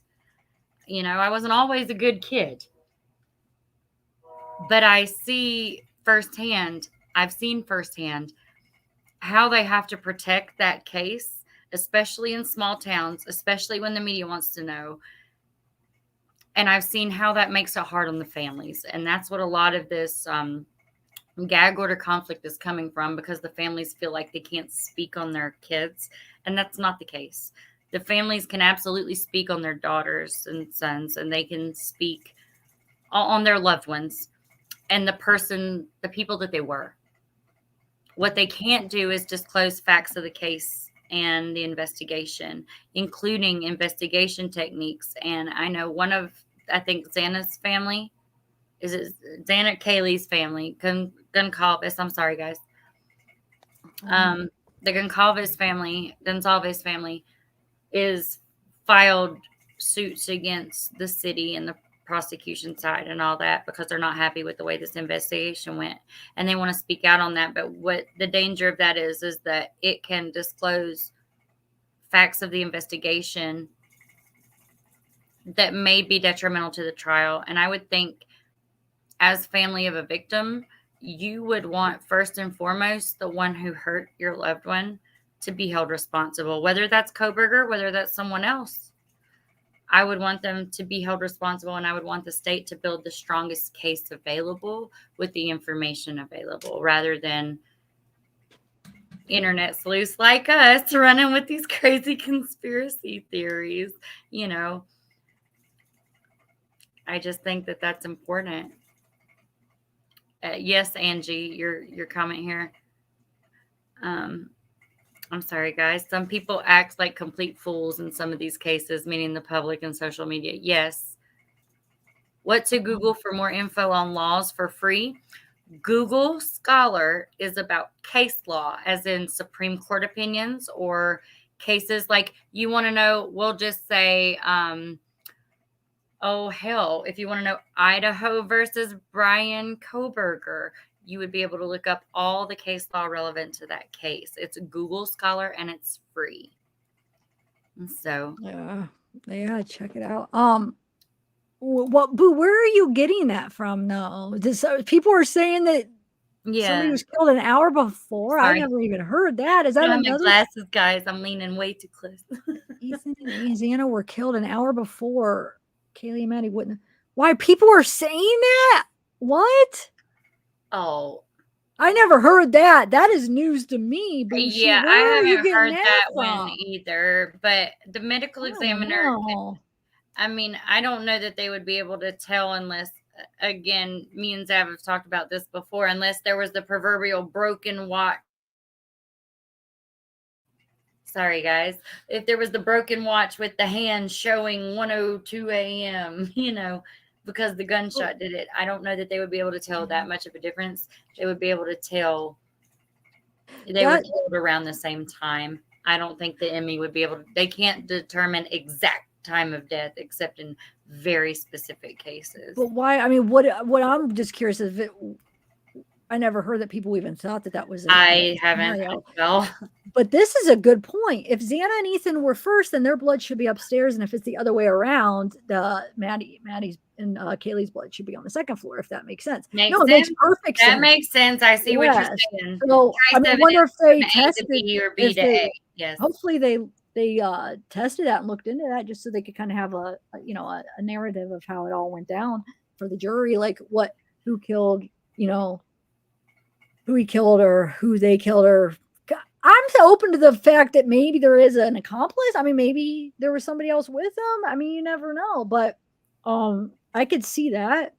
The thing that makes me think that is because his response, and I don't even know, that hasn't even confirmed that he said this, but remember when they first arrested him, one of the news channels said that they heard that he said that they arrest somebody else too, or something like that. Do you remember that? So it makes me wonder. I mean, maybe there's somebody. The last part. I'm so sorry, guys. My Wi-Fi. I'm arguing with kids in Xbox. One more time. They said. Wait, what are you asking me something? Yes, ma'am. What'd you say?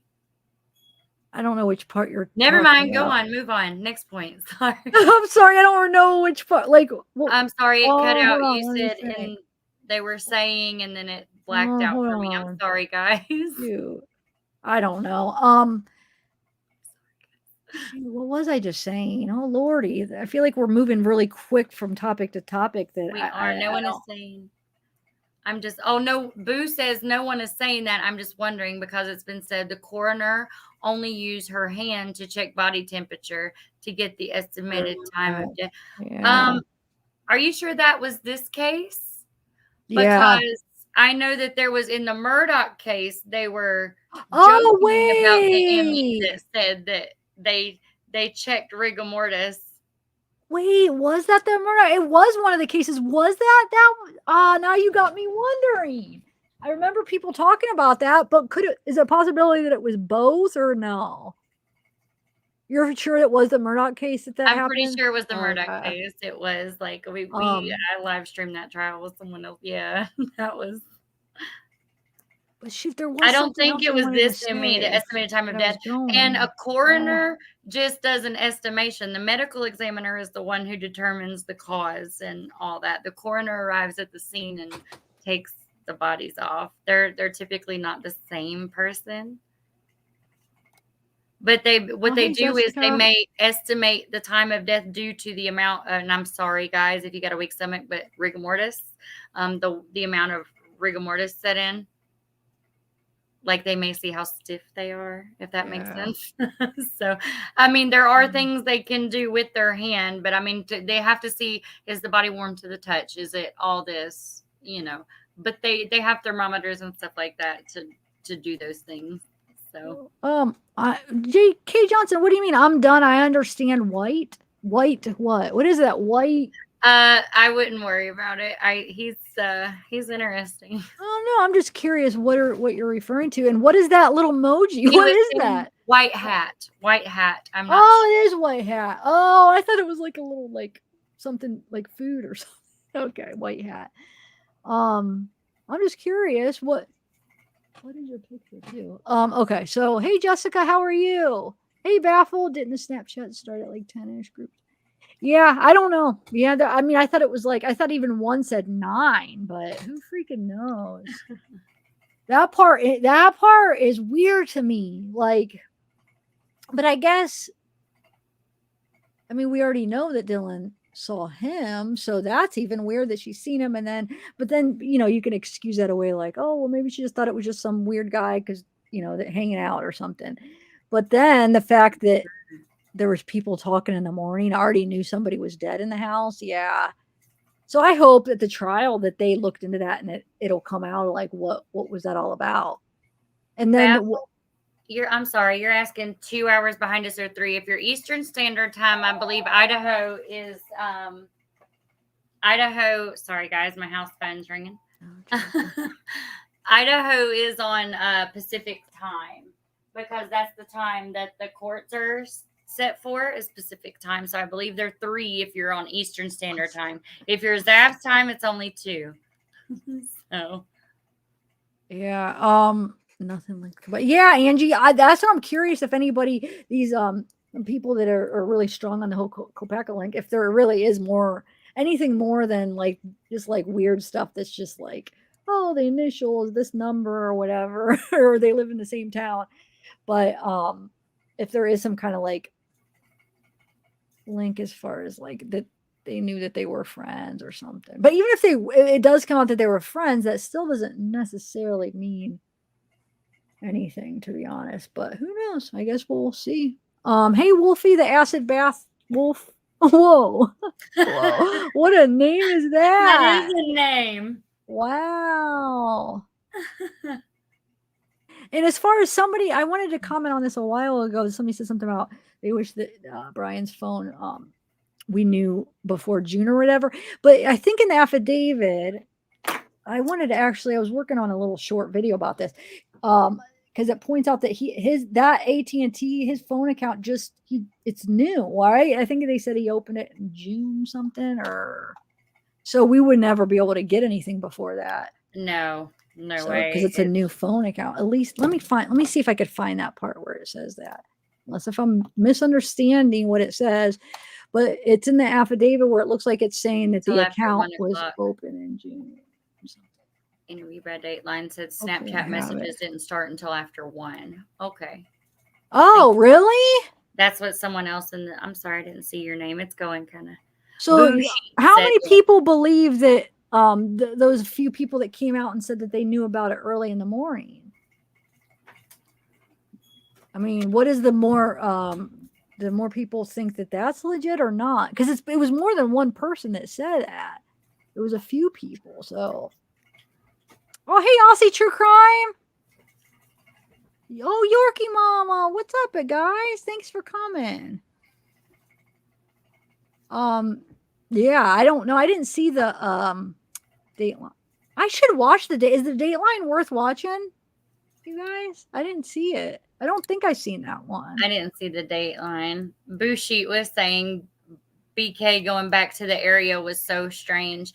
I believe so, unless he realized he left his night sheet. And I think he was hoping that he got back before anyone was alerted to the thing, and it was too little too late daylight. Yeah, no, I think he was, that's what I think too, is possibility he was going back to try to get it and then chickened out for some reason, because that was like around 9. Now, when he went back, if he really indeed, I know there's some people that think that he could have just been in the area, which I know the phone tower doesn't necessarily mean that. Oh no, that was with the GPS, right? This is when he had his phone on, so they should be.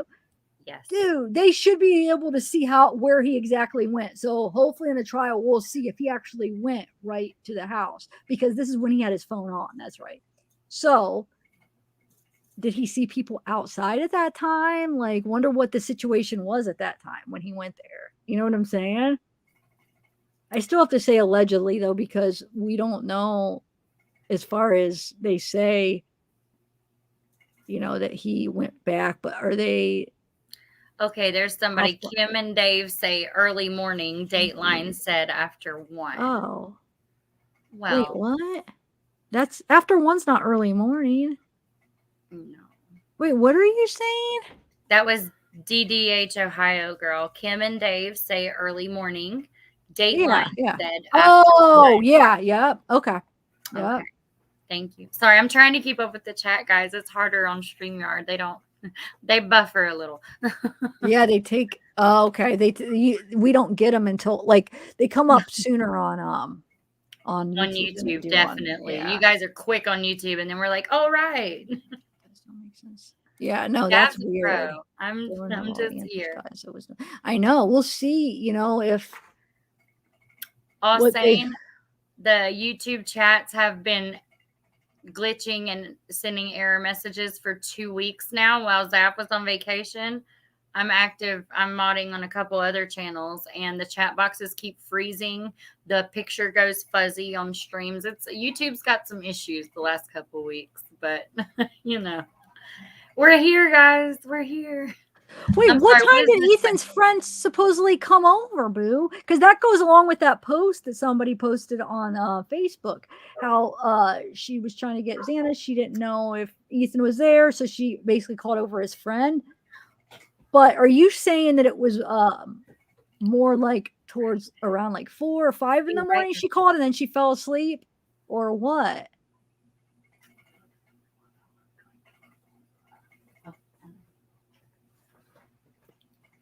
Sorry, guys. Kids leaving. Had to say bye. Sorry, I'm glitchy. No, you're fine. They're going in and out. My Wi-Fi is wanting to leave with them, I guess. You good?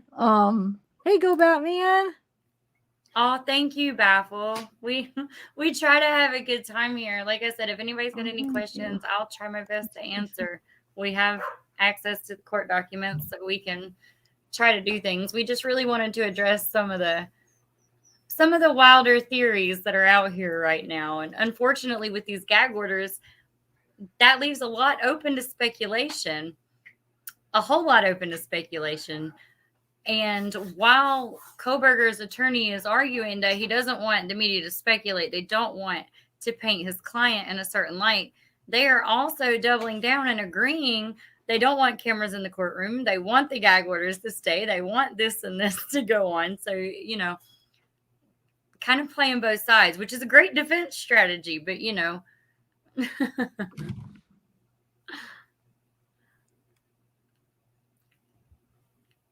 just distraction, and it's a great defense tactic.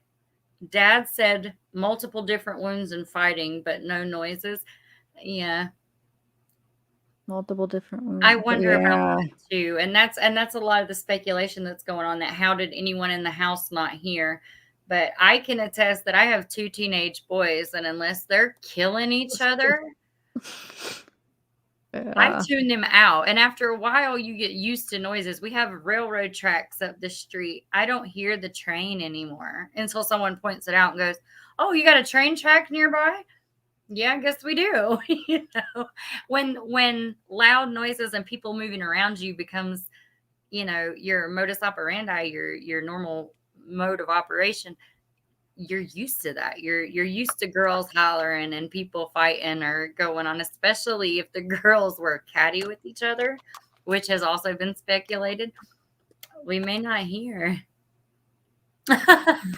Mama Mia, I remind you of who? Maggie Gyllenhaal. I'll take that. She got money. I want some Maggie money. That'll work. Thank Elizabeth, you. you're funny. Crop circles. At first, your comment, I'm like, what is it? And then I'm like, okay. Her noise There isn't might be one. erotic. She hasn't turned her chair yet, guys. I'll back that conspiracy theory. There's a Yeah, crop maybe circle there is. directly behind her headrest. You watch. It's funny. I don't know. Actually, I'm trying to think of the picture. What if there is? I'm not going to show you. We'll never know. Oh, so we even have the name. Hi, Eliza. Hunter. Is that like we know for sure that's the one that she called? How do we know that? I haven't seen that, but I'm taking a note right now. You said Yeah, Hunter me Johnson. too. That's a good point. I'm going to take a note. But Didi, Ohio girl, can you tell me how you got that? Like, so I know how serious to take the name, like Hunter. I'll remember your name, Johnson. DDH Ohio girl. That's cool. Ethan's, yeah. Best friend. Okay. Right? DD. They already have a grand jury. I would say they found the person Ohio girl. responsible, most likely. Okay, who said that? They said it. Chopper. You said it to Dakota Parker. If they already had a grand jury, I would say they found the person responsible, most likely, and that is kind of a great point. It's hard enough to get 12 people on a jury to agree and come together for a verdict without a hung jury, without a deadlock, without any of these things we hear. A grand jury has anywhere, depending on the state, the jurisdiction, the settings of the trial. Each state's different. Don't hold me to it. I don't know about Idaho, but it's anywhere between 18 to 24 people to 24. It's like 23, 24 in some states. So to get almost 24 people to agree that more likely than not this person did, because that's all the grand jury has to find, that it's more likely than not. In a regular trial, it's beyond a reasonable doubt. In a grand jury, it's more likely than not based on the evidence presented.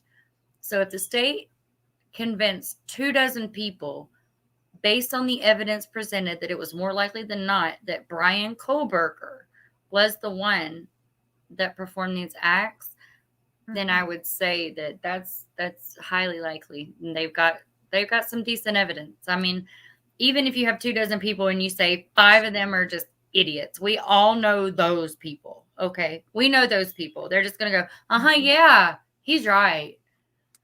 Even if 5 of those are those people, we spin again. Sorry. Yeah. Even if 5 of those are those people, you have another 19 people to say, hey, wait, that's not right. This isn't looking good. Relatively competent people. And we all have common sense. That's why it's reasonable doubt. It's what a reasonable person would find doubt with, even with all the facts presented, you would find them more likely than not to, or I'm sorry, beyond that reasonable doubt that they've done that crime. Yeah, I don't baffle. I don't know. That's the thing that baffles me. I was just reading the same comment. I was reading the same comment. Me too. I wish they'd have woke up earlier. I wish they'd have done something when they saw the person and weren't sure. Like, oh my gosh, that freaks me out. I wish right then they would have said something. But we can't take it back now. We can just try to move for justice and hope that the jury finds the truth in this case. And that's just like, why though? That's why I keep, like, it bothers me, because I don't understand why that would be. So that's what makes me like start to think like, what's some of the reasons? It does, because it makes no sense. So is there a reason? And then the person who saw them, was that Bethany or Dylan? Dylan. It was Dylan. Yeah. Okay. Who was the one to call it? That was Bethany that called it 911, right? No. Or called it, I'm sorry, at 11 something. What'd you say? No, we don't know. They just said the roommate's friend, or it was the roommate's phone. They never even said which phone, did they? Okay. No, not that I've seen. That's why I was asking. I didn't know if someone knew. So I have no idea, but like from those posts that somebody posted on Facebook, that's kind of like I said, it's just all hearsay, It but is. they're saying like, It's oh, hearsay and it's speculation and it's all bad. but we know Chopper though that is they didn't not call till Buster. 11:58, so it is weird, huh? Chopper said, "Wouldn't it be crazy if it was Buster Murdoch?" That's funny. That's funny. I'm sorry. I lived in Murdoch land for literally 6 months. I live in North Carolina, so it Oh, consumed yeah. us. It consumed us. Here and Letitia, Alec Murdoch and Letitia Stout. And that's what people think about the Carolinas right now, you know? So Yeah, that's true. rough. That's true. Y'all, we got good basketball too. We got pretty mountains and a great beach, you know. So. So wait, Aaron's saying grand jury does not need to be unanimous. Okay. Right. Hey, Aaron. I think Right. that's It doesn't have to be saying, unanimous, yeah. but it does have to be the majority. But it's still to convince a majority. And they know what they're going into. And grand jury's not just doing this case. A lot of times they have grand juries on several cases. Like they have 12 cases that go before the grand jury and they have to indict in all 12, decide whether or not to indict rather.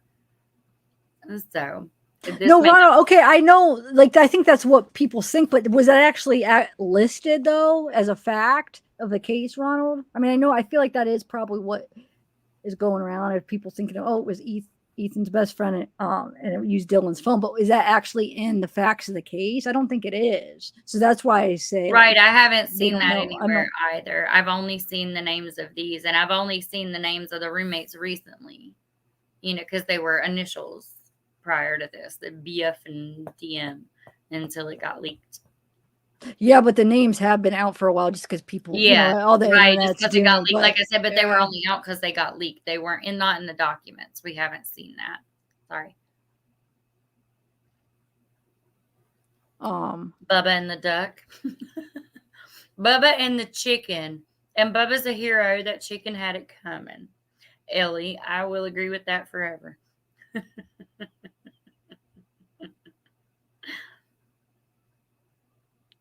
We had facts instead of a gag order. I was just reading that too. Exactly. Yeah. Yeah, guys, I don't know. Guys, do you have any more questions I could answer for you? Anything Zav can? Because she's way more up on the stories than I am. I can just maybe answer some questions about procedure. I'm like, my mom, I can smell my mom cooking dinner. It's making me like hungry. I'm like starting to get. And they're all look, they're talking about chicken. I know they're talking about the chicken in the Murdoch case, but that chicken sacrificed his life. Well, for a good cause, and I hope he tasted good. So, wait, majority. Oh, wait, hold on. Remember when people. I am baffled. I'm in the way of the bad weather. It's actually starting to rain right now. Is it? Might get even better. Wait. Okay, boo. Where was I? Couldn't see that. I don't know. I'm trying to think what else, because now there's some things because I've been working on, like, I have like 3 or 4. I saw something about a Emma Bailey. Is that the Emma? Yeah, that's what. Yeah, that's the one. And see, I didn't dig in because me and Zab have been talking about this for days, y'all. Yeah, it's Emma.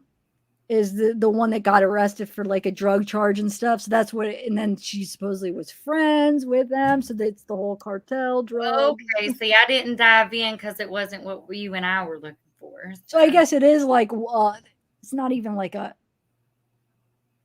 direct link, but it's still like a speculation. But because she had a drug charge, which anybody could have I mean, I could have when I was using, and you know what I'm saying? So because she had that, then I think it goes along with the speculation theory about the cartel, which is fine to speculate. I speculate all the time too. So don't get me wrong. You could do that. I'm just giving my opinion why I can't latch on to that cartel because for the reasons I said. But sometimes you don't have. I mean, you have to go. Facts again. What did he say? Yeah. We had facts and not a gag order. We have a gag order, and that opens the door for rampant speculation, which is definitely. Yeah, I mean, that's one of the sucky things about the freaking gag order, because then the The how much business. would we even get if the gag order wasn't in place? Would we even? Yeah, we were. My mom's yelling for dinner, but did you Well, hear? make me a plate, girl. Look, I not know. as a I tip, smell it. I but don't know what it is. But how much do you think we'd okay, let's say they lift the gag order. Would we really even have a lot of the facts? Because they're still not gonna release everything. they're not So going to release everything, even if they lift the gag order. But what they're opening themselves up to then is, like, again, with the Gonzalez family suing the state and all that, they may have some of their investigative techniques out there. You know, they're saying this and that. They're not happy with the way the investigation went down. And again, I understand. I totally understand. You know, I was pregnant when my father was killed, and I remember not being able to. Let's put it this way: I should have been arrested and pregnant because I threw a chair in the detective's lobby because they were bringing suspect in one door, and I was in the lobby, and I wasn't allowed to be in there while they brought him in because it could endanger their investigative process and all that. What I might say to the one reporter in the tiny town I grew up in, you know, they're I'm sorry, they're posting chicken. Now I'm just getting more hungry. Oh, I am, because that smell. Dang I it. But bet she's got an Italian granny. But yes, th- you know, I can understand the want to talk about the case and all that, but as a victim's family member, why wouldn't you want to okay, Mom. Hold on. All I was saying is, as a victim's family member, I feel like you would want to protect the trial more and to make sure it was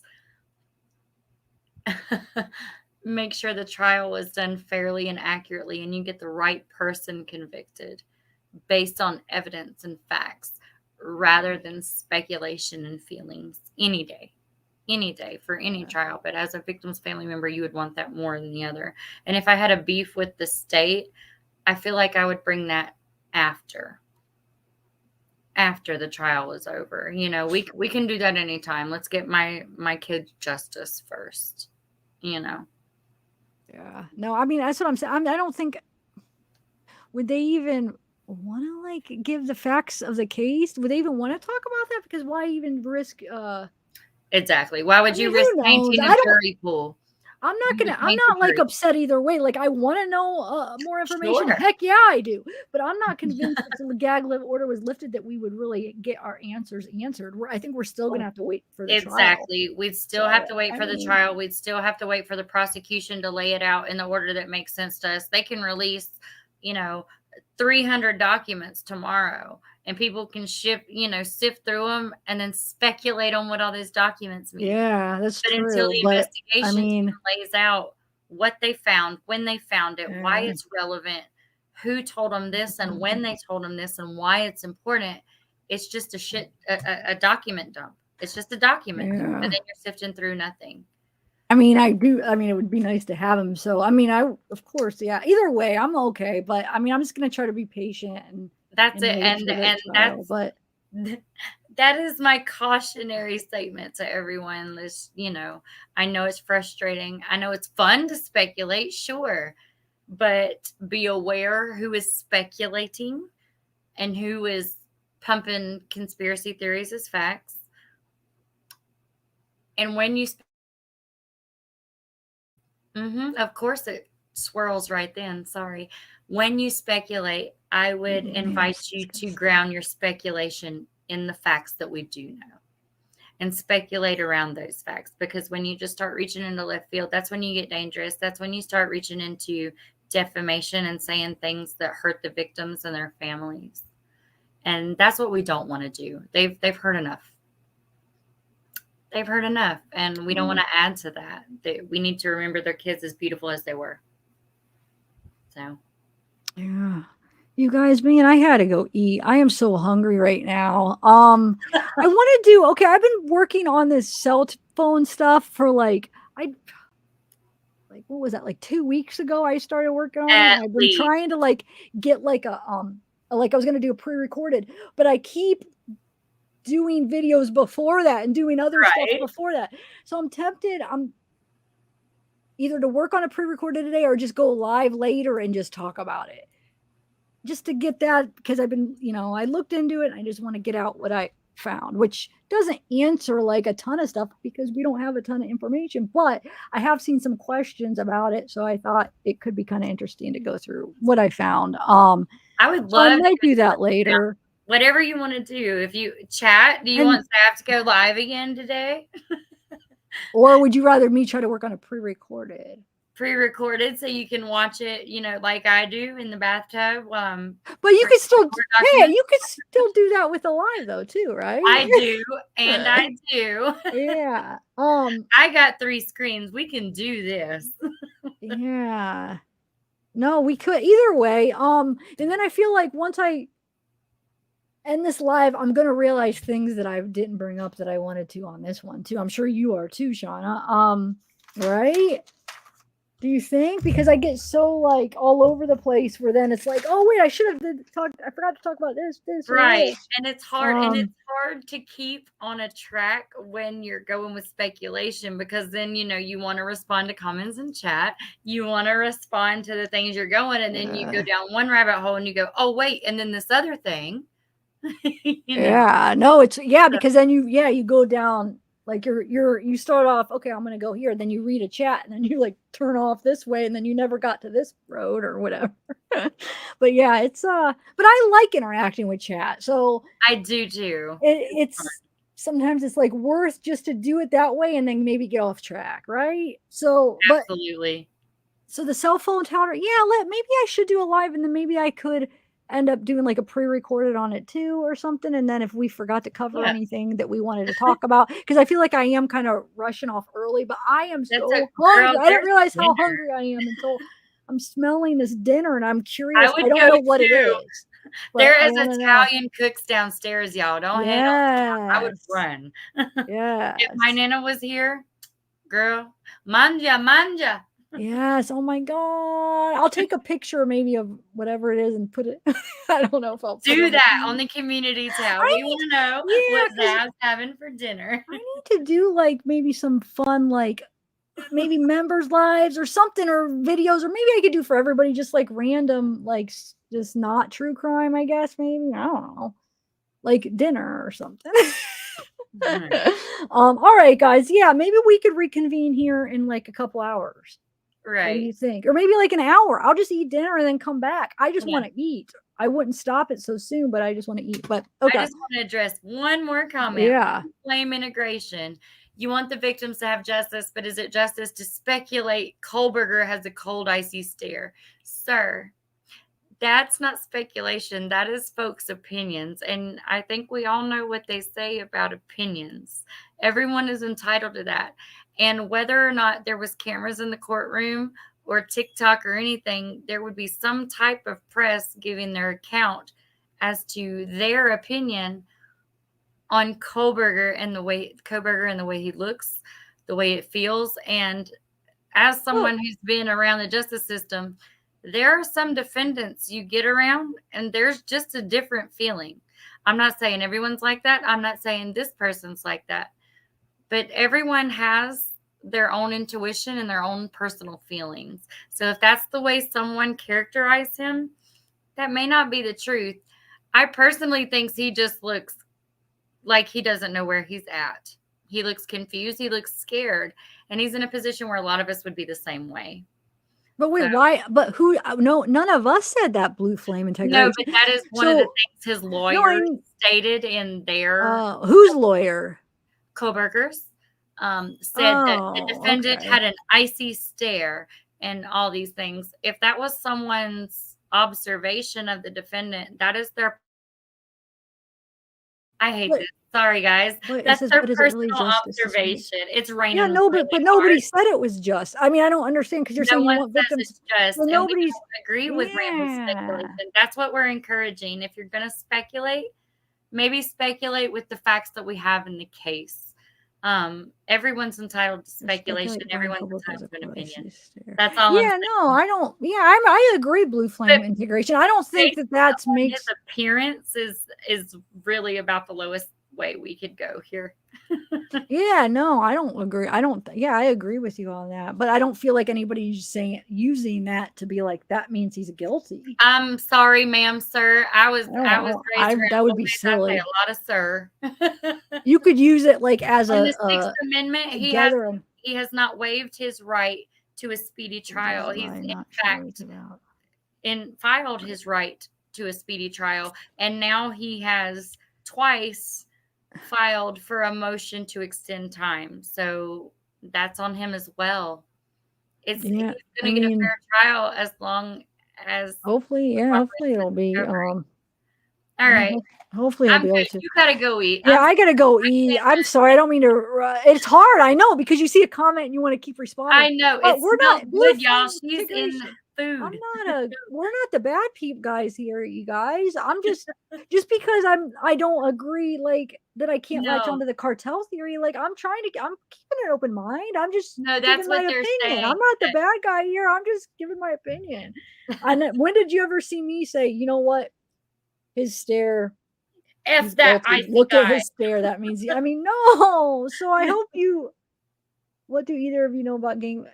Well, she knows some stuff about gang violence, actually, but I don't have time to get into this right now. But she actually does. You've got to go eat. We'll see you on the next live. And gangs and cartels, aren't the same thing, in my opinion. But anyway, not the same thing, but they're very similar. So we never brought up gang violence. And all I'm saying is, given my opinion, why it doesn't look like a cartel to me. My opinion. I'm not no expert. I could be totally wrong. I'm giving my opinion just like the other creators that are giving their opinions that they think that it could be a cartel. I just have a different opinion. That's all. I mean, I could be wrong. I'm not saying it's a fact.